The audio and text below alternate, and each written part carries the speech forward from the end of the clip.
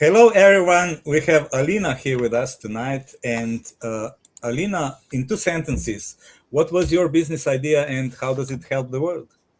So my business idea was actually to help companies to discover new channels for themselves in order to build a bigger brand presence. And one of these channels came to be LinkedIn. And I'm a fan, and I hope that through my love towards this platform, I'm also making people fall in love with LinkedIn as well. Great. So, but what happened that you went from this, okay, this is the idea, I could do that, to really uh, do that, put it in reality, and how does it happen, and how did you start with some co-founders, with by yourself, or what was the start for this? So the start was I come from a marketing background. I've been doing this for the past 15, almost 16 years. And I don't know if you're familiar with this term of growth marketing. It was very popular about 6 years ago. And in one of my jobs, I just got this titled and I was given green light to do whatever I wanted. And that meant also to be able to discover new channels for the company. Mhm. So that was back then when I discovered LinkedIn as a very powerful tool for employer branding, for lead generation, and later, as we know it now, for personal branding and company branding. But back then it was more of a employer branding or lead generation tool. And also it happened at some point that I got a little tired from being employed. I left the corporate world and I said, you know what, I can do this. So I left 3 years ago for the first time. Then I needed to come back into a company. I got recruited and I came back. And now I'm again independent and I'm very happy. I also used to have a co-founder. She was really great, amazing. We vibed very well. We were very different, and we used to laugh that Gen Z and millennials have been trying to work together, and each one of us have been bringing something to the table. Mhm. But unfortunately, she wanted to pursue something else. Mhm. So now I am alone Mhm. and I'm empowering companies further with discovering LinkedIn and also be successful here. Great. What surprised you the most when you switched from corporate world to into being solopreneur? Please don't laugh, but I thought I would have more freedom and I will work less hours. Yes, Okay. I did have more freedom, but I worked probably double the hours that I was working in the office. I had no weekends, I had no days off. I because I loved so much what I was doing, and I am the person who is an overachiever, and because I want to overachieve, of course I would always over deliver lots Mhm. of things. I'm working on that. I'm better now, but at the beginning it was, yeah, crazy. But also, when you are in the corporate world, you feel like a piece of a very big puzzle, Mhm. and you cannot always measure the success that you're bringing to the table at the end of the day. Here, when I'm alone, I actually can understand the impact and I can literally measure it through the success of my clients. And I Mhm. think this is the most important part, Yeah, and satisfying, for sure. and you have all the power to make it better or worse. Yes, yes, Right. yes. So, uh, when starting the business, was that some business advice that really stick to you, or what was the best business advice you received? Before I started my business, I made sure I got all the advice on everything that was possible. And I was starting my business in Germany. And Mhm. Germany is probably one of the toughest places to be actually starting a small business. And so, of course, then I went to get some help on taxes, on how to run the company, even things on what type of enterprise do I have to open, like the legal entity type. Mhm. Then I got myself a business consultant who was also helping me a lot to understand my offer, my pricing, And then it was a lot of work with myself on the marketing part. I actually sat with myself. I made myself my own client, and I did the marketing research, the product market fit, the content strategy. So I really had a very honest conversation with myself, where I want to be, how much time do I have to do this? Because you're not just an entrepreneur these days, but you're also a content creator. And these two, they by themselves, each one of them is already a very demanding job. And having these two parts of them is even more demanding. And when you think that the content strategy, which I'm also supporting my clients with, is part of this entrepreneurial journey, at some point there was so much content, and you really need to understand how to put this. I want to say it in German, Grenze, which is the border. How do you put the border between one, the first and the second one? And then, of course, I spoke to so many founders. I went to every single possible meetup I could possibly go to. And I would just listen to what people would have to tell me, regardless what business they were in, regardless the industry they were in. And of course, lots of people who were also in my field, very in similar niches. I I was like a sponge, sucking all the information I could possibly get my hands on. So you mentioned that that Germany is the worst place to start a business. Why? Because of legal things or something else? It's not that complicated in the sense of opening the business per se. It's more complicated in the sense that you have to be very careful with the taxes. Then you really have to be careful of what types of services you're providing and to who you're providing, and to make sure if you actually have or do you need the licenses to provide certain types of services. For example, within the coaching business, which is not very much regulated in Germany. For example, business consultancy in Germany is not restricted or regulated in any type. But, for example, if I want to train and open my training school on LinkedIn, for example, I would need to become an educational entity. So there's lots of little things and pieces that if you don't know, you wouldn't even think about them. But because people around me have done it before and they were able to tell me a couple of things, this is how I came to actually realize this couple of laws existing.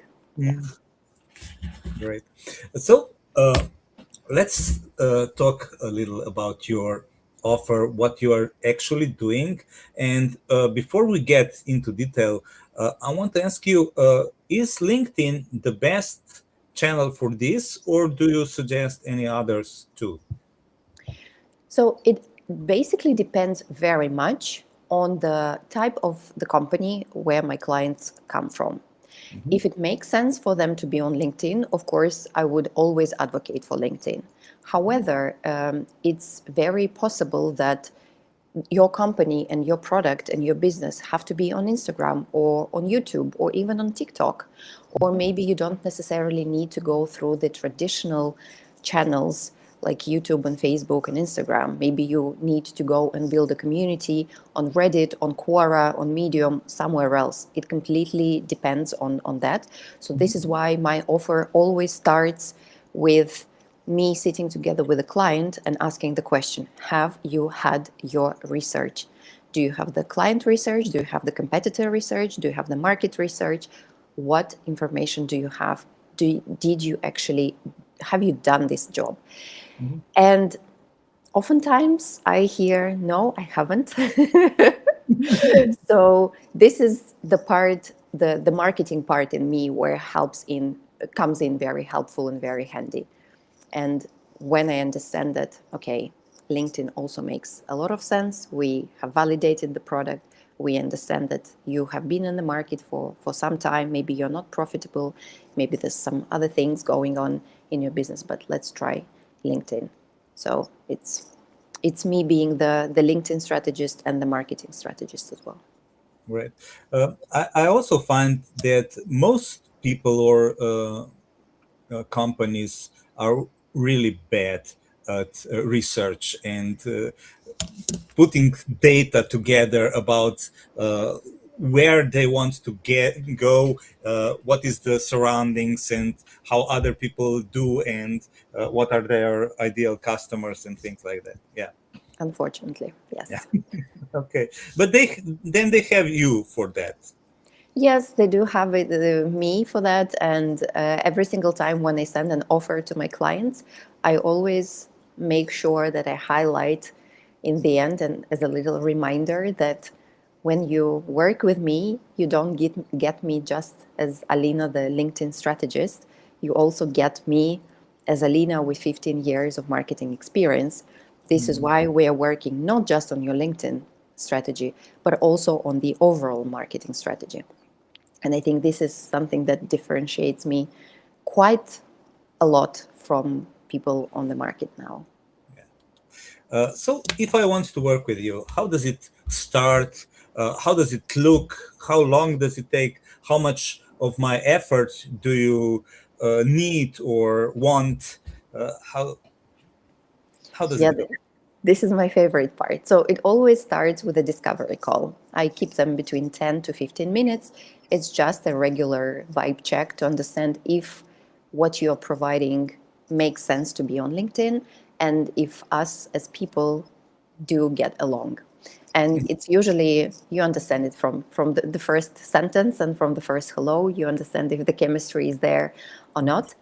I usually work from a period of 3 months. Mhm. So because we are building a brand awareness and we're building a brand on LinkedIn, it needs some time to grow. And for this strategy to come alive, of course, I need as much input from the founder and the team to be able to execute on the strategy. And when the offer itself, if we speak about that, so what I do, I train and I coach founders and teams to understand LinkedIn and to make sure that LinkedIn is used strategically to achieve business goals. These goals can be different. It can be just strengthening the brand identity, it can be sales and lead generation. For some, it can be employer advocacy, employer branding, which would lead to employee advocacy and making sure that the best talent would get into the company. Some companies want all of it. And of course, depending on what the client wants, we work together. But I emphasize it again, we work together, me as a consultant, as a coach. I literally take my my marketing teams and sales teams and the founders by the hand. I start always with a training to understand what LinkedIn is, how it is to be used in 2026, what are the trends, what are the algorithm shifts, what are we not doing anymore, because not many people are active on LinkedIn, and some have very old ideas of what LinkedIn as a whole is.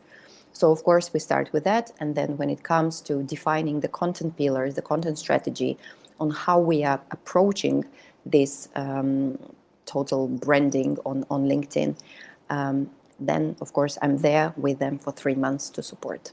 But there's a lot of work coming from the client. A lot. Most of the work has to come from the client. Yeah. Okay, so if I am a smaller company, what do you suggest that the founder or the CEO is the main person on LinkedIn, or do you include other employees too? Depends again on the size of the company. So the founder usually, in my opinion, is a must person to be there in a facing role in the whole branding building story. But of course, we cannot bet just on the founder alone. So if we have the luxury to bring even one employee, we will have that. Mhm. And of course, this already has been proven and shown that the founder plus at least one employee brings so much more than just the founder itself.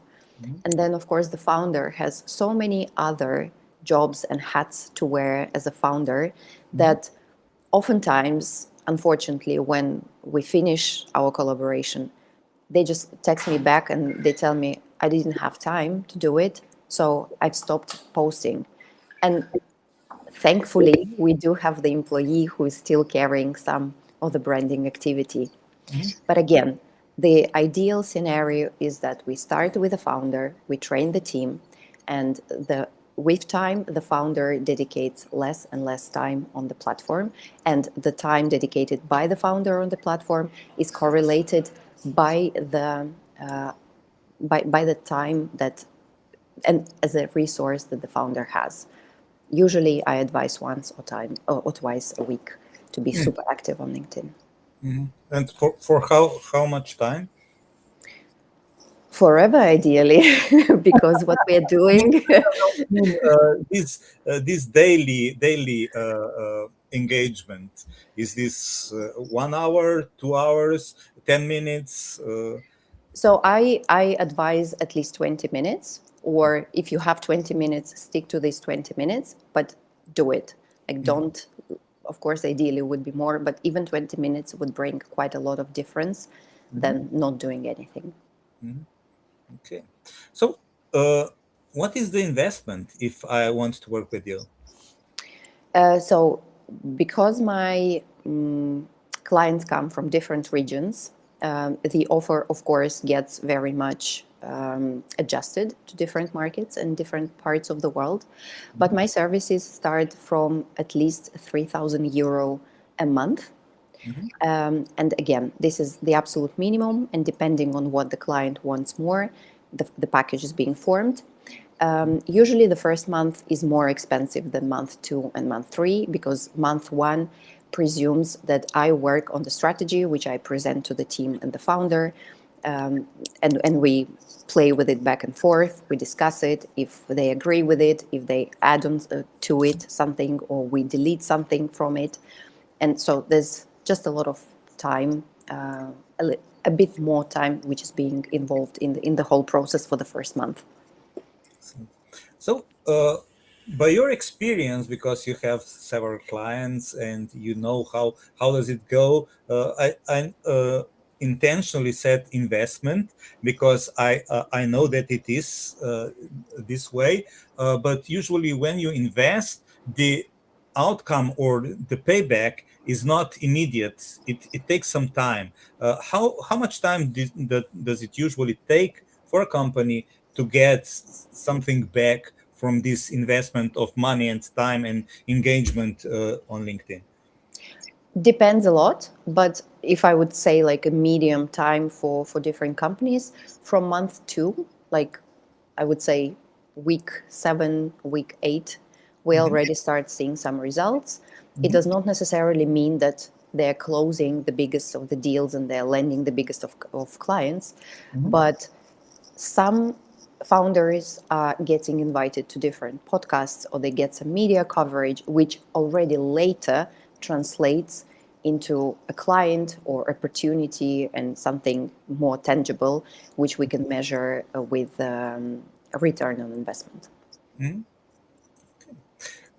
What would you say is the biggest mistake people or companies do when they start with LinkedIn and doing this branding thing? Oh, I like this one. It's when they come to me and they tell me, Alina, we want to increase the followers on the company page. We have X amount and we want to have 10 more, 10x the amount of followers. So the good and the bad news are, the good news are that LinkedIn has shifted completely the algorithm. So from the followers based, the content is being served to a persona based. This means that it does not really matter the amount of followers that you have.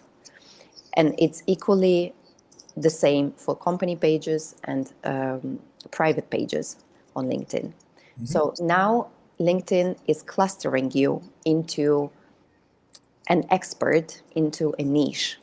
Hmm. And your content is being served to people who are most likely to be connecting to that expertise and the topic of expertise that you are presenting.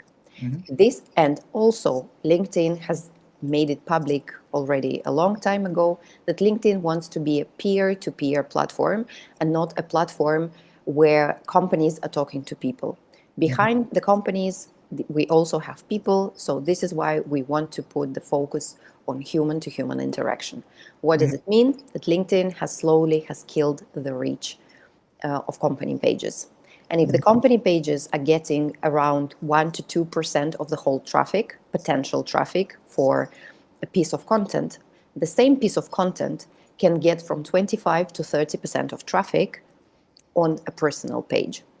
Mhm. If we add this particular piece of content, we reshape it in a different form, and we give it to the founder, we give it to 3, 4 different team members, this reach multiplies.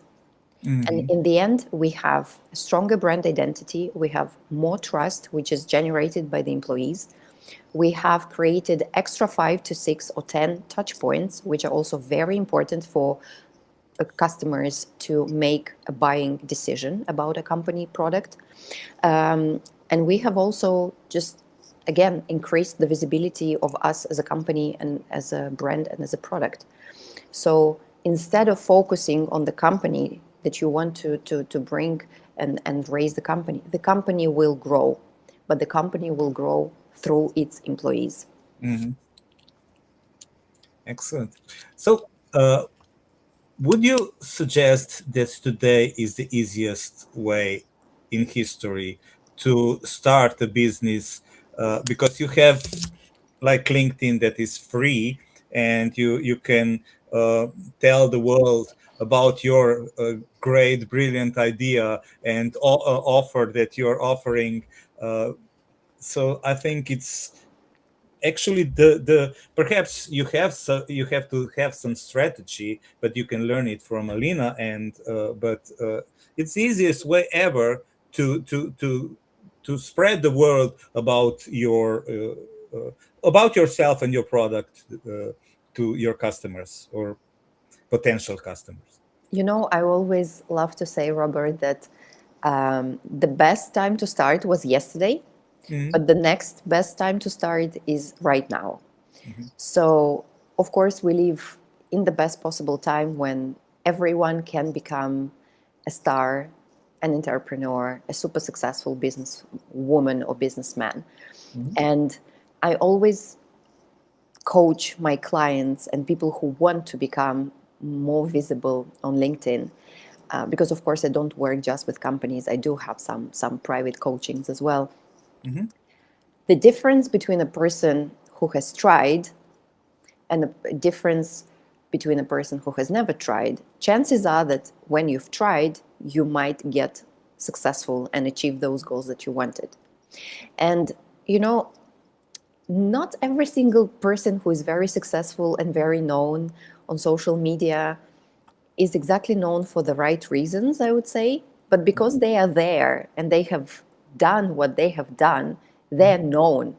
They Hmm. might be cringe, they might not be the most ethical people, but they Hmm. are there and the world knows their names. Hmm. So, yes, do it scared, do it half ready, do it whatever, but do it because we never know how tomorrow might roll out for us, Hmm. but today is always a good option to start. Excellent. I like that. Uh, Let me share my best business advice that I received, and it was for one of my clients because I was not really wasn't really good at YouTube, and I asked one of my coaches how to what to suggest to my client, and he said one thing that was completely crazy at the beginning. He said her first 100 videos will suck, and I said, I should say that to her. Is this is the advice? And then I thought about it, and it's really clear and great because in this way, you have to start, and you will suck at the beginning, and you have to overcome this. And to do it, and you're becoming better because you're doing so much of these videos, and it really is, I think, one of the best business advice I ever received.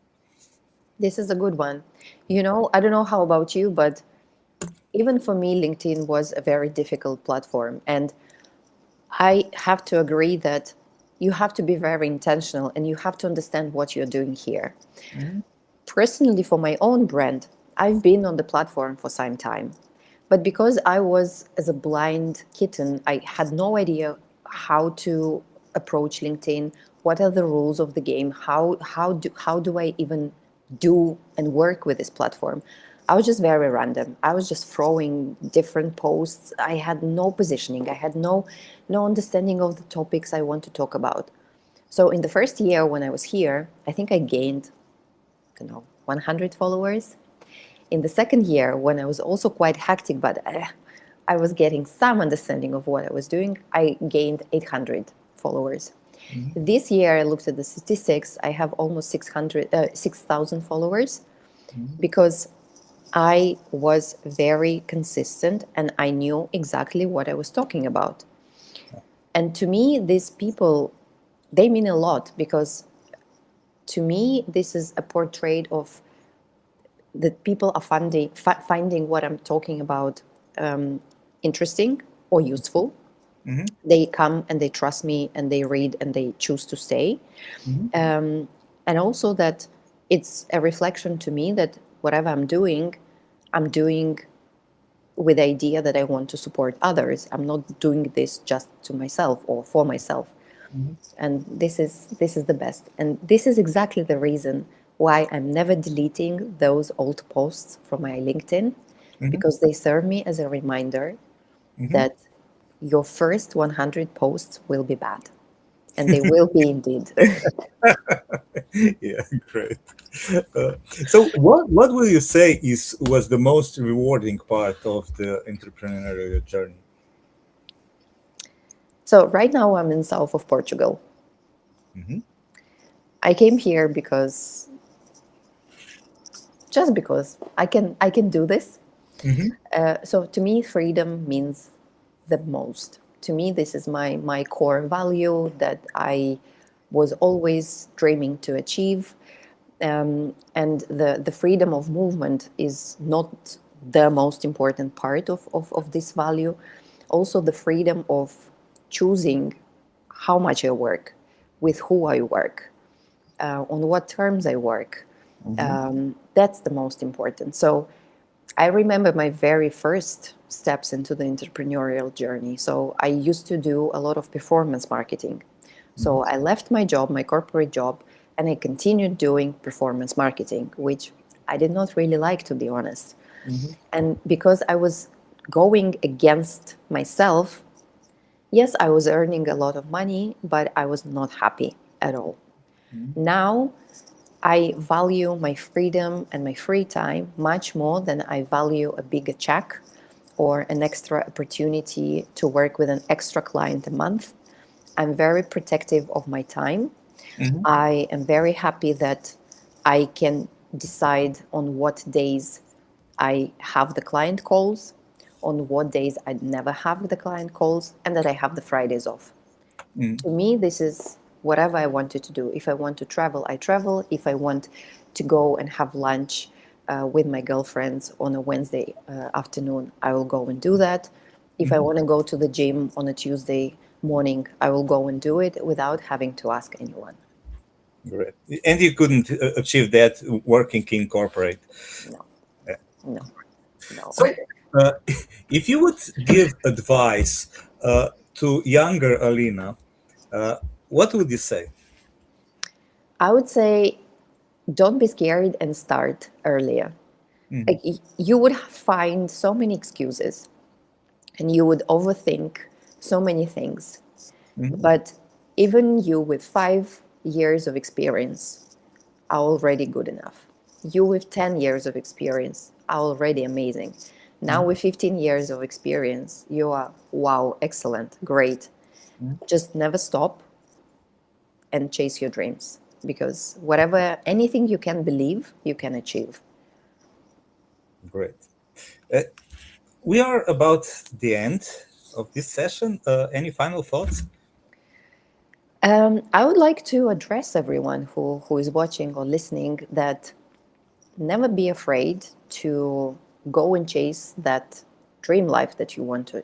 And yes, entrepreneurial life is hard. Many people tend to romanticize it. It's not, unfortunately, the case. It's hard, Hmm. but you can also understand the reward that comes with it. So again, if you are here for this idea of the topic of our podcast, that ideas are cheap, any idea has the right to see the life Hmm. of the day. So just go and try it. Hmm. And failing is better than never trying it, Agree. especially in today's world when you never know what's going to happen tomorrow. Just go and do it. Absolutely. And if you don't succeed the first time, you have 100 videos that will suck and try 100 times. Yes, exactly. Yeah. The next one, you have, it's a power of one single yes that will change your life. So you will have 100 no's, and then 101 will be a yes. And then it will be a completely different life. But you have to work for it hard. That's true. Well, thank you for being a great guest and lovely to talk with you. And goodbye. Thank you so much, Robert, for having me. It was a pleasure. Thanks.